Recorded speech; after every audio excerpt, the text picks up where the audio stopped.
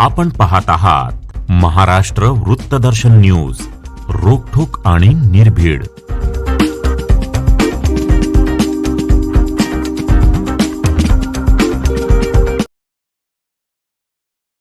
वंचित बहुजन आघाडीच्या वतीने मिरजमध्ये लोकशाहीर अण्णाभाऊ साठे यांची 106वी जयंती मोठ्या उत्साहात साजरी करण्यात आली।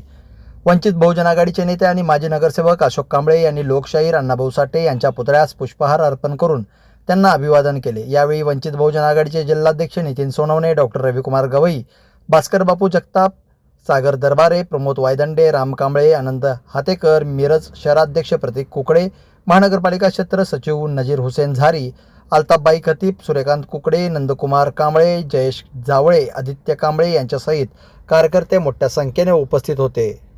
भारतरत्न परमपूज्य डॉक्टर बाबासाहेब आंबेडकर यांना त्रिवार वंदन करून आज साहित्यरत्न लोकशाहीर अण्णाभाऊ साठे यांच्या जयंतीनिमित्त 106वी जयंती आहे।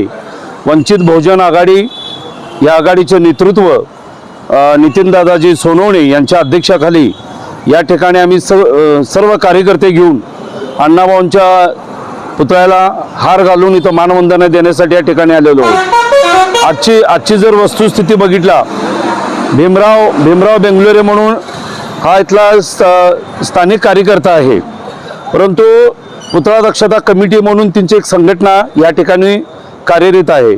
परंतु सातत्यानं महानगरपालिका, कलेक्टर ऑफिस, शासन आणि प्रशासन सातत्यानं आपल्या ह्या अण्णाभाऊ साठेंच्या पुतळ्याकडे दुर्लक्ष करते आणि त्यासाठी आम्हाला आंदोलन करावं लागतंय।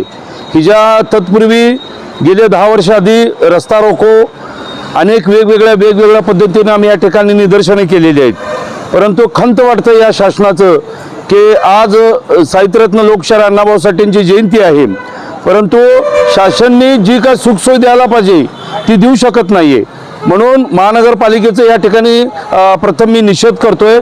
साहित्यरत्न लोकशाहीर अण्णाभाऊ साठे यांच्या जीवनचरित्रावरती एखादा संग्रहालय उभा करावं अशी मी या ठिकाणी मागणी करतोय। थांबतोय। जय भीम, जय भारत, जय अण्णाभाऊ साठे। डॉक्टर बाबासाहेब आंबेडकर, महात्मा ज्योतिबा फुले,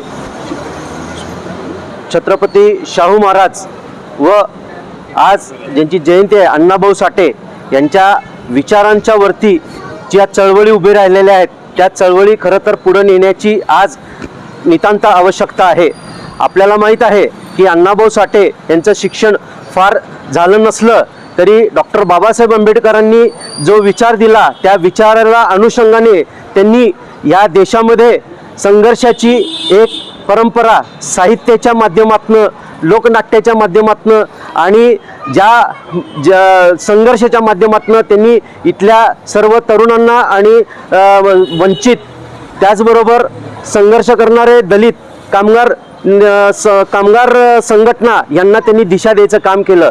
आता या निमित्ताने बोलायचं असेल तर आज अण्णाभाऊ साठे यांची 106वी जयंती आहे आणि इथनं पुढच्या काळामध्ये हे विचार आपल्याला पुढे नेण्याच्या दृष्टीने हे काम करणं फार गरजेचं आहे, ही चळवळ नेणं फार आवश्यक आहे। आणि म्हणून या निमित्ताने मी एवढंच बोलतो की ही सगळी चळवळ आज अशोकराव कांबळे, त्याचबरोबर नजीर झारी असतील, डॉक्टर रवी गवई असतील आणि कुकडे यासारख्या तरुणांच्या वरती ही सगळी जबाबदारी आहे। आणि म्हणून इथनं पुढच्या काळामध्ये सांगलीच्या वंचित बहुजन आघाडीच्या माध्यमातून आम्ही शिका, संघटित व्हा आणि संघर्ष करा हा मूलमंत्र घेऊन जो अण्णाभाऊ साठेंनी आपल्याला संदेश दिलेला आहे की ही पृथ्वी ही शेषनागाच्या मस्तकावरती डोलत नसून ती कष्टकऱ्यांच्या हातावरती आणि कामगारांच्या हातावरती डोलत आहे।